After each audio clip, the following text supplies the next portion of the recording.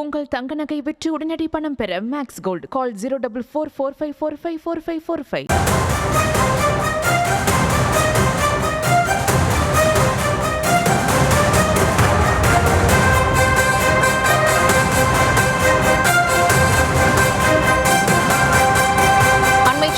பார்த்து வருகிறோம். சிவகங்கை மாவட்டம் திருப்புவனம் அஜித்குமார் லாக்அப் மரணத்தை கண்டித்து தாவேக ஆர்ப்பாட்டம் அறிவித்திருக்கக்கூடிய சூழலில் தாவேக தலைவர் விஜய் அவரது வீட்டிலிருந்து புறப்பட்டு விட்டார். இன்னும் சில நிமிடங்களில் இந்த ஆர்ப்பாட்டமானது தொடங்க இருக்கக்கூடிய சூழலில் அங்கே திரண்டிருக்கக்கூடிய தாவேக தொண்டர்களும் பொதுமக்களும் ஒருவருக்கொருவர் முண்டியடித்து செல்ல முற்படுவதால் அங்கே பலர் மயக்கமடையக்கூடிய சூழலும் நிலவி வருகிறது. தொடர்ந்து இது தொடர்பான விவரங்களோடு இணைகிறார் செய்தியாளர் ராஜேஷ். அவரிடம் பேசலாம். வணக்கம் ராஜேஷ், அங்கு கள நிலவரம் என்னவாக இருக்கிறது? விவரங்கள். தமிழக வெற்றி கழகம் நடத்தக்கூடிய அந்த ஆர்ப்பாட்டம் இன்னும் சற்று நேரத்தில் தொடங்க இருக்கிறது. விஜய் இந்த இடத்தை நோக்கி தற்போது வந்து கொண்டிருக்கின்றார். இந்த இடத்தில் ஏராளமான தமிழக வெற்றி கழகத்தினுடைய தொண்டர்கள் குவிந்திருக்கின்றார்கள். அனைவரும் விஜயை பார்க்க வேண்டும் என்ற அந்த ஆர்வத்திலே அவர்கள் போடப்பட்டிருக்கக்கூடிய ஸ்டேஜ், அந்த மேடையை நோக்கிதான் அனைவரும் குழுமி இருக்கிறார்கள். அதாவது இந்த ஸ்டேஜிலிருந்து சற்று தூரம் தள்ளி ஒரு 300 மீட்டர் தள்ளி தாராளமான இடங்கள் இருக்கின்றது. ஆனால் அந்த இடத்தில் அவர்கள் நிற்க மறுக்கின்றார்கள். தொடர்ச்சியாக ஸ்டேஜை நோக்கி வந்த வண்ணமாக பல ரசிகர்களும் இருக்கின்றார்கள். தொடர்ந்து ஸ்டேஜை ஒட்டிய பகுதியிலே தொடர்ந்து அதிகமான கூட்டம் வரக்கூடிய காரணத்தினாலே தொடர்ந்து மூச்சு திணறல், மயக்கம் போன்றவையெல்லாம் ஏற்பட்டிருக்கிறது. ஏற்கனவே 3 பெண்கள் மயக்கம் போட்டு விழுந்த நிலையிலே தற்போது ஒரு இளைஞரும் மயக்கம் போட்டு விழுந்திருக்கின்றார். தொடர்ந்து அவர்களுக்கு அந்த போதுமான குடிநீர் வசதியும் ஏற்பாடு செய்யப்பட்டு தற்போது கொடுக்கப்படுகின்றது. ஆனால் தொடர்ந்து அந்த குடிநீரை பொறுத்தவரையில அவர்களுக்கு போதுமானதாக இல்லை என்ற ஒரு புகாரும் இருக்கின்றது. சுமார் 20,000க்கும் மேற்பட்டோர் இந்த இடத்திலே வந்திருக்கின்றார்கள்.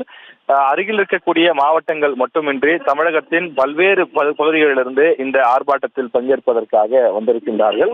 அவர்கள் இந்த இடத்தில், அதாவது அவர்கள் ஆர்ப்பாட்டத்திற்காக வந்திருக்கிறார்கள் என்பதை தாண்டி விஜயை பார்க்க வேண்டும், அவரிடம் கைகுலுக்க வேண்டும், அவரிடம் ஒரு செல்ஃபி புகைப்படம் எடுக்க வேண்டும் என்ற ஆர்வம் இங்க இருக்கக்கூடிய இளைஞர்கள் மத்தியில் அதிக அளவில் இருப்பதை பார்க்க முடிகின்றது. அதன் காரணமாகத்தான் அவர்கள் ஆர்ப்பாட்டம் நடைபெறக்கூடிய இடம் ஒரு பெரிய இடமாக இருந்தாலும் கூட அவர்கள் அந்த இடத்தினுடைய பின்புறத்தில் சென்று நிற்காமல் மேடையை ஒட்டிய பகுதியில் தான் பலரும் முண்டியடித்துக் கொண்டு நின்று கொண்டிருக்கிறார்கள்.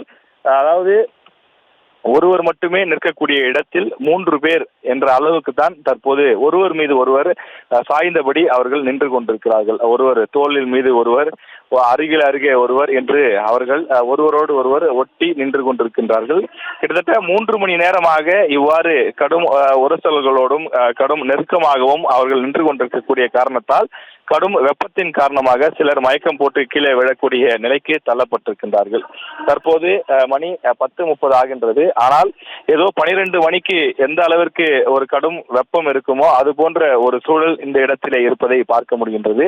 கடுமையான வெப்பம் வாட்டி வதைப்பதாலும் அதே போல குடிப்பதற்கு போதுமான தண்ணீர் இல்லை, நீண்ட தூரத்தில் பயணித்து வந்த அந்த களைப்பு, இது போன்றவை காரணமாக தொண்டர்கள் மற்றும் குறிப்பாக பெண் நிர்வாகிகள் மத்தியிலே சோர்வு இருப்பதையும் பார்க்க முடிகின்றது.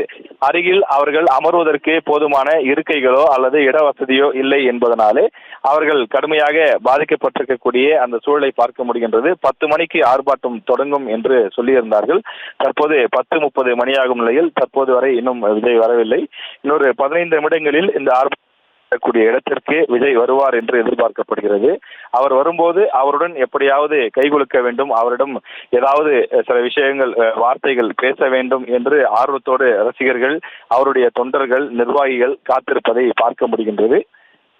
ஆர்ப்பாட்டம் இன்னும் சற்று நேரத்தில் தொடங்க இருக்கின்றது. இந்த ஆர்ப்பாட்டத்தினுடைய நோக்கம் கடந்த 4 ஆண்டு காலத்தில் தமிழகத்தில் நடைபெற்றிருக்கக்கூடிய லாக்அப் டெத், அந்த விசாரணைக்காக அழைத்து செல்லப்பட்டு அவர்கள் விசாரணை கைதியாக இருக்கும் போதே ஏற்பட்ட அந்த மரணங்கள், குறிப்பாக அஜித்குமாருடைய மரணம் கடைசியாக நடைபெற்றிருந்தாலும் அதற்கு முன்பே 20க்கும் மேற்பட்ட மரணங்கள் தமிழகம் முழுவதும் நடைபெற்றிருக்கிறது.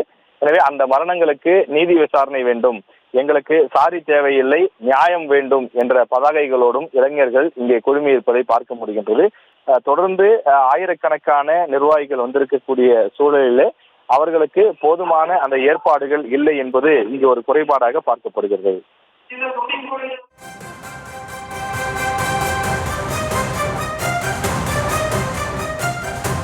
தற்போதைய விவரங்களுக்கு நன்றி ராஜேஷ். உங்கள் தங்க நகை விற்று உடனடி பணம் பெற மேக்ஸ் கோல்டு கால் 04445454545.